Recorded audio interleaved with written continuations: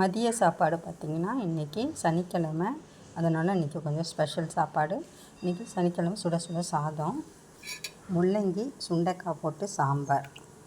இன்றைக்கி சனிக்கிழமைங்கிறதொட்டு இன்றைக்கும் சாம்பாரே வச்சாச்சு. முள்ளங்கியும் சுண்டைக்காயும் சாம்பார், பருப்பு ரசம்,